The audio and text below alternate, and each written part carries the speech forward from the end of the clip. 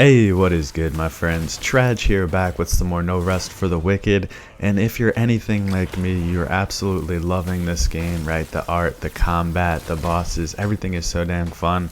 But the settings, we can't seem to find the optimal settings. No matter what we tweak, our frames, our game, it just seems to lag, it just seems to drop. So I finally, after 50 hours in the game and a ton of tweaking, have found the best settings.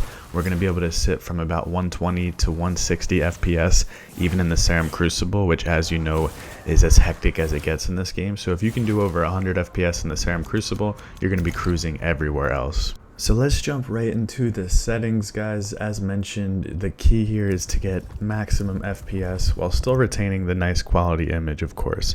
So we're going to go left to right. Starting with gameplay, we have camera shake off and camera zoom. This is going to be the field of view. In any other game, I'd say go max, make sure you can see as much as possible. But for this game, 0 just seems too close. So we're going to go ahead and keep it at 20 for camera zoom. Now for the interface, so I'm going to uncheck all these and then feel free to check the ones you want. These ones tend to be preference. I will say enemy poise bars. This one's probably going to be best to turn on early game. Being able to see when your enemies are near staggered could be crucial for you. So the rest are up to you. It doesn't matter too much. I like showing the damage numbers, but not the poise bars, but I think it'll be good for you. For display, this is very important. Most games you'd think you don't go full screen window.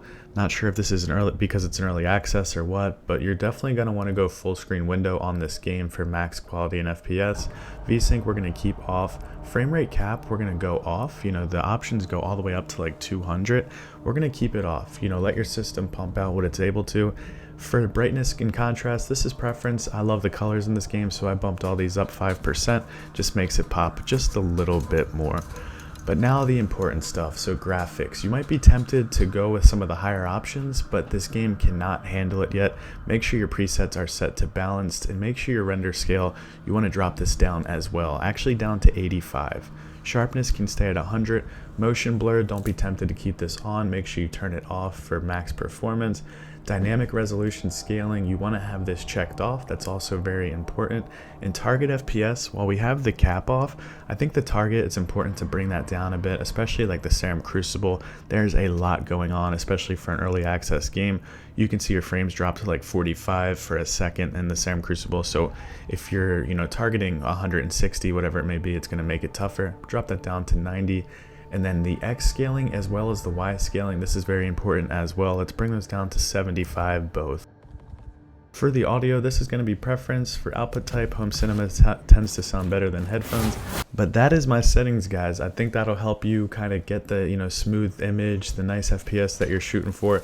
Let me know in the comments if you have any adjustments that you'd make, to maximize my settings, because I think together we're just trying to find out what's best. And as new updates and patches are pushed out, you might be able to bump that up to quality and max quality, but for now, follow these settings and you'll be cruising. And I'll see y'all tomorrow for more new Rest of the Wicked content. Peace. Half their stories, they be made up. I can't believe in cap tragedies.